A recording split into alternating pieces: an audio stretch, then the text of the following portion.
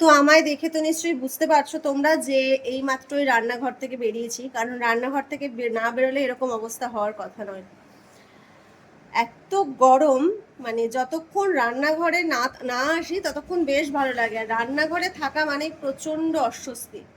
তোমরা যারা রান্নাঘরে থাকতে হয় তারা তো জানো, মানে আমরা যারা মেয়েরা তারা তো জানে এই ব্যাপারটা।